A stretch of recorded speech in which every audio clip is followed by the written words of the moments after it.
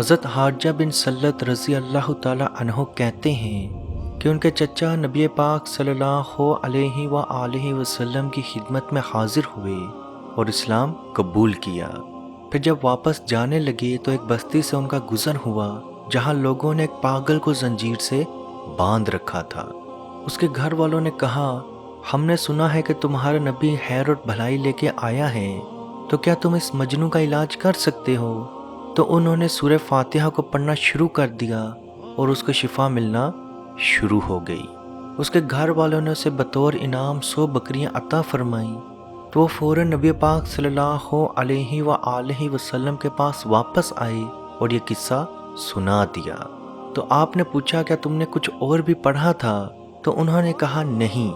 تو آپ صلی اللہ علیہ وآلہ وسلم نے فرمایا، وہ بکریاں قبول کر لو کیونکہ تم نے برحق دم کیا، اور لوگ تو ناجائز دم کر کے بھی لوگوں کا مال بٹور لیتے ہیں۔ عزیز دوستو، یاد رکھیں دماغ انسان کا ایسا حصہ ہے جو پورے جسم کو کنٹرول کرتا ہے۔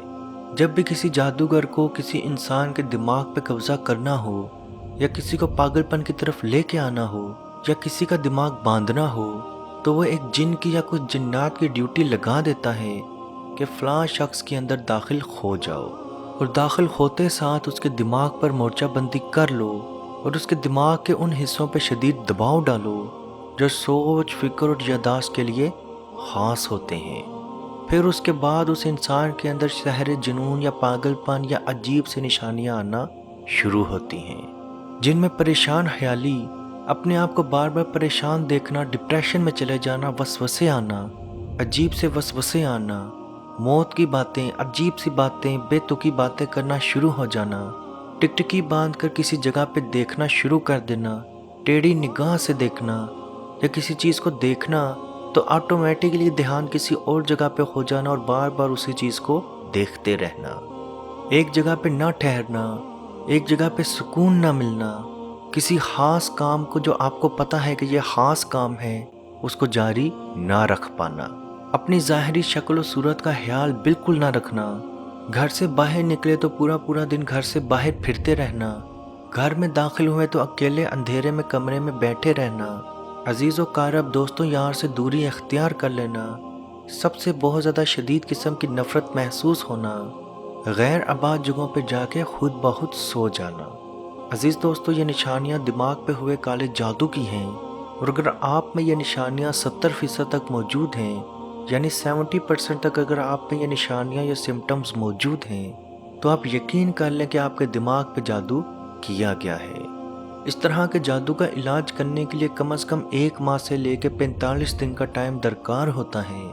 یہ عمل آپ نے کم از کم 1 ماہ سے لے کے 45 دن تک روز کرنا ہے۔ ہماری گارنٹی ہے اور شفا دینے والی ذات اللہ پاک کی ہے، آپ مکمل طور پر شفا یاب ضرور ہوں گے۔ یہ عمل وہ بہن بھائی بھی کر سکتے ہیں جن کو بہت زیادہ وسوسے یا ڈپریشن رہتا ہے، اور وہ لوگ بھی یہ عمل کر سکتے ہیں جن پہ کالے جادو کے سمٹمز ہیں، اور وہ لوگ بھی یہ عمل کر سکتے ہیں جن پہ کالے جادو کے سمٹمز نہیں ہیں۔ آپ نے کچھ سورہ کی ریکارڈنگ ڈیلی سننی ہے۔ اگر آپ ریکارڈنگ سننے کے بجائے پڑھنا بھی چاہیں وہ سورہ تو بھی پڑھ سکتے ہیں۔ دن میں 1 دفعہ سن لیں، 2 دفعہ سن لیں، 4 دفعہ سن لیں، لیکن آپ نے کم از کم دن میں 1 دفعہ ضرور سننی ہے۔ خاص دنوں میں بھی سن سکتے ہیں۔ دن کا ایک ٹائم اپنے لیے آپ اسپیسیفک ٹائم رکھ لیں، یعنی کہ میں نے فجر کے بعد سننی ہے تو 45 دنوں تک آپ نے فجر کے بعد وہ آیات، وہ صورتیں سننی ہیں۔ اگر آپ نے ڈیسائیڈ کر لیا کہ وہ آپ نے مغرب ٹائم سننی ہے تو آپ نے 45 دن تک وہ مغرب ٹائم ہی صورتیں سننی ہیں۔ بعض لوگوں کو یہ صورتیں سنتے ہوئے بہت زیادہ بے چینی، بہت زیادہ تکلیف ہوتی ہے، لیکن آپ نے ان صورتوں کو سننا نہیں چھوڑنا۔ آہستہ آہستہ وہ تکلیف آپ کی کم ہوتی جائے گی اور کچھ دنوں کے بعد مکمل طور پہ ختم ہو جائے گی۔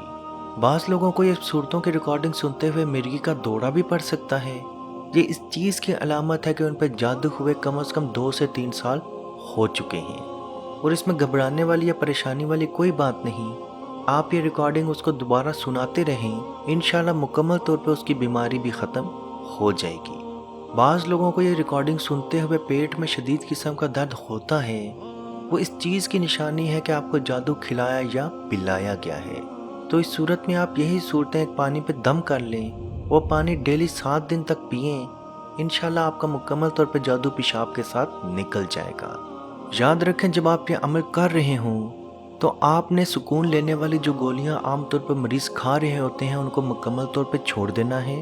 اور کوشش کریں کہ جہاں تک ہو سکے بجلی والے کمرے میں یا بجلی کے نیچے بیٹھیں، یعنی کہ روشنی کے نیچے بیٹھیں، کیونکہ جنات کو اندھیرے میں رہنا بہت پسند ہے۔ اور جب آپ کا علاج ہو رہا ہو تو مریض اللہ کی نافرمانی سے دور رہے، ہر چھوٹے بڑے گناہ سے محفوظ رہے، جیسے گانے سننا، سگریٹ پینا، نمازوں کی ادائیگی میں سستی کرنا، اور مریض اگر عورت ہے تو بے پردہ رہنا مکمل طور پہ چھوڑ دے۔ آپ نے جو صورتوں کی ریکارڈنگ سننی ہے ان میں سورہ فاتحہ مکمل، سورہ بقرہ کی ابتدائی 5 آیات، سورہ بقرہ کی آیت نمبر 102،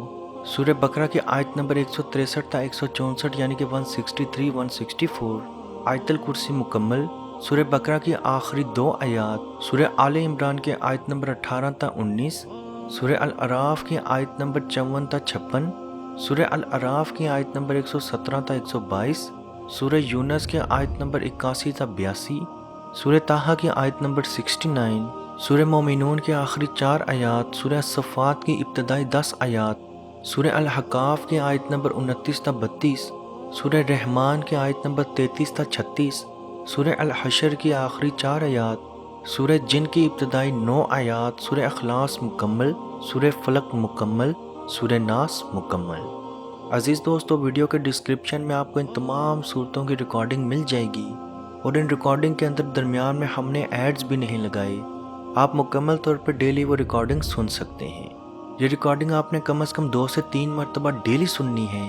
آپ یہ عمل کر کے دیکھیں، 30 سے 45 دن کا یہ عمل ہے، خاص دنوں میں بھی کر سکتے ہیں، لیکن ایک دن کا اسپیسیفک ٹائم رکھیں اور یہ عمل روز کریں، انشاءاللہ بحکم خدا آپ کا مکمل طور پر تمام مسئلہ ختم ہو جائے گا۔ اس کے ساتھ ساتھ اگر آپ کے جسم میں بہت زیادہ درد رہتا ہے تو سونے سے پہلے آپ 33 مرتبہ سبحان اللہ، 33 مرتبہ الحمدللہ اور 34 مرتبہ اللہ اکبر پڑھ لیا کریں۔ اسے تسبیح فاطمہ کہتے ہیں، اور جو انسان رات سونے سے پہلے یہ عمل کر لیتا ہے اس کے جسم کی تمام تھکاوٹ، تمام پریشانی مکمل طور پہ ختم ہو جاتی ہے۔ اور سورہ بقرہ کی آخری آیات کی تلاوت ضرور کریں، آخری 3 آیات کی تلاوت ضرور کیا کریں، کیونکہ نبی پاک صلی اللہ علیہ وآلہ وسلم کا فرمان ہے، جو شخص سورہ بقرہ کی آخری آیات کی تلاوت کر لے اس کو دنیا اور آخرت کے لیے یہ کافی ہے۔ اللہ پاک سے دعا ہے کہ ہم سب کو اپنے حفظ و ایمان میں رکھے اور کشمیر کے بھائیوں پہ خصوصی رحم عطا فرمائے اور ان کو آزادی کی نعمت عطا فرمائے، آمین۔ اللہ حافظ۔ اعوذ باللہ من الشیطان الرجیم، بسم اللہ الرحمن الرحیم، للہ ما فی السماوات وما فی الارض وَإِن تُبْدُوا مَا فِي أَنفُسِكُمْ أَوْ تُخْفُوهُ يُحَاسِبْكُم بِهِ اللَّهُ فَيَغْفِرُ لِمَن يَشَاءُ وَيُعَذِّبُ مَن يَشَاءُ وَاللَّهُ عَلَى كُلِّ شَيْءٍ قَدِيرٌ۔ آمن الرسول بما أنزل إليه من ربه والمؤمنون كل آمن بالله وملائكته وكتبه ورسله لا نفرق بين أحد من رسله وقالوا سمعنا وأطعنا غفرانك ربنا وإليك المصير۔ لا يكلف الله نفسا إلا وسعها، لها ما كسبت وعليها ما اكتسبت، ربنا لا تؤاخذنا إن نسينا أو أخطأنا، ربنا ولا تحمل علينا إصرا كما حملته على الذين من قبلنا، ربنا ولا تحملنا ما لا طاقة لنا به، واعف عنا واغفر لنا وارحمنا أنت مولانا فانصرنا على القوم الكافرين